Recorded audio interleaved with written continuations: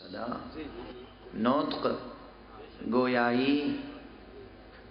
یہ کمالات ہستی میں سے ہے، کمالات وجود میں سے ہے، اور یہ بظاہر یہ کمال قرآن مجید میں نہیں پایا جاتا۔ اس کے باوجود اور ایسے ہی اور بعض باتیں، مثلا قرآن مجید الفاظ کا مجموعہ ہے، اس میں تصویریں نہیں ملتی،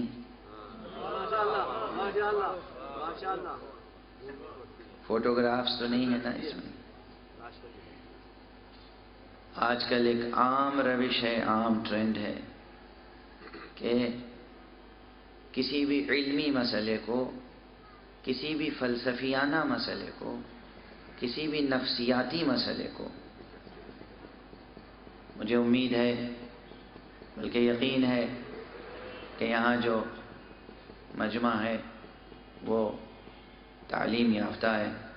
اور جو ہمارے جوان اور نوجوان چہرے نظر آ رہے ہیں یہ یونیورسٹیز میں اعلیٰ سے اعلیٰ تعلیم حاصل کر رہے ہوں گے، تو آپ یہ دیکھیں کہ ابتدائی جماعتوں ہی میں نہیں بلکہ گریجویشن اور پوسٹ گریجویٹ کلاسز میں بھی، صرف آرٹس کی کلاسز میں نہیں بلکہ سائنس کی کلاسز میں بھی، فلسفی میں، سائیکالوجی میں، ہر جگہ اب تھیوریز کو، تصورات کو گرافس کی شکل میں، پریزنٹیشن کی شکل میں پیش کیا جاتا ہے، یعنی ایک تصور کو، ایک خیال کو، ایک تھاٹ کو مصور پیش کرتے ہیں، اس کا گویا ایک پیکر بنا دیتے ہیں، ایک شجرہ تیار ہو جاتا ہے سامنے، درخت کی شکل بن جاتی ہے، گرافس آپ کے سامنے آتے ہیں، یہاں تک کہ وہ کیمیکل ریئیکشنز جن کو نازک سے نازک اور ظریف سے ظریف اور لطیف سے لطیف لینسز بھی جن کی عکاسی نہیں کر سکتے، سائنسداں ان کو بھی کسی نہ کسی صورت میں پیش کرتے ہیں، کسی نہ کسی شکل میں پیش کرتے ہیں۔ ایٹامک انرجی لے لیجیے، اس پر جو سائنس ترقی کر رہی ہے، اسٹرنگ تھیوری کس طریقے سے پیش کی جا رہی ہے، یعنی وہ سب آپ حضرات کے سامنے ہیں۔ تو تصویریں علمی کتابوں میں بھی پائی جاتی ہیں، لیکن بظاہر قرآن مجید میں جس طرح آواز نہیں ہے اسی طرح تصویر بھی نہیں ہے، تو بظاہر یہ بھی ایک چیز ہے کہ جو نہیں ہے۔ اسی طرح ریاضیاتی کیلکولیشنز، میتھمیٹیکل کیلکولیشنز،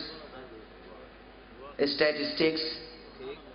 بظاہر تو نہیں ہے کہیں پر، بھئی یہ سب ہر جملے میں میں بظاہر کا لفظ ضرور رکھ رہا ہوں۔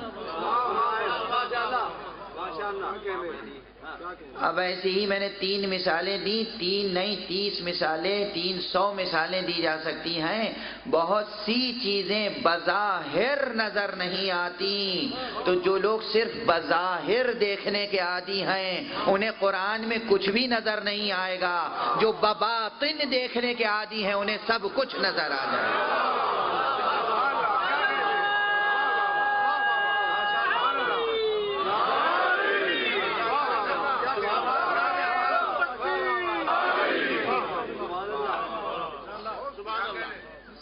بظاہر بہت سی چیزیں نہیں نظر آئیں گی، بباطن نظر آئیں گی۔ بباطن اس میں صوت و صدا بھی ہے، اس میں ندا بھی ہے، نطق بھی ہے، اور اس میں تصویریں بھی ہیں، اور کیا کیا حسین تصویریں ہیں، اور اس میں اعداد و شمار بھی ہیں، مگر ان کے لیے ہیں کہ جو تکوینیات کے فارمولوں کو پڑھنے کا ہنر رکھتے ہوں۔ ہر شخص کے لیے نہیں ہے۔ لیکن عزیزو آپ لطف لے رہے ہیں، داد دے رہے ہیں، اس کے معنی یہ ہیں کہ بات میں کچھ وزن محسوس کر رہے ہیں، لیکن یہیں پر ایک جملہ دل سوزی کے ساتھ کہہ دوں، قرآن مجید پر ایمان رکھنے والے، قرآن مجید کو اللہ کی آخری کتاب سمجھنے والے، اللہ کا آخری ہدیہ، آخری تحفہ اور آخری رہنما دستور سمجھنے والے اگر صرف قرآن مجید کا قصیدہ سنے نہیں بلکہ پوری عقیدت اور ارادت مندی کے ساتھ، پوری طہارت کے ساتھ، طہارت ظاہری اور طہارت باطنی کے ساتھ قرآن مجید کی تلاوت بھی روزانہ کریں تو کیا کیا کمالات قرآن کے سامنے آئیں گے، کس قدر کمالات سامنے آئیں گے۔ یہ بات یہ بھی یاد رکھیے گا، بزرگ ہوں، جوان ہوں، بچے ہوں، خواتین ہوں، ہر مرحلے پر زندگی میں قرآن مجید مدد کرتا ہے، اور صرف نظریاتی مدد نہیں کرتا، صرف تھیوریٹیکل سپورٹ نہیں دیتا۔ قرآن مجید بھی اگر پوری ارادت اور پوری عقیدت اور پوری طہارت کے ساتھ تلاوت کیا جائے تو قرآن مجید بھی گرتوں کا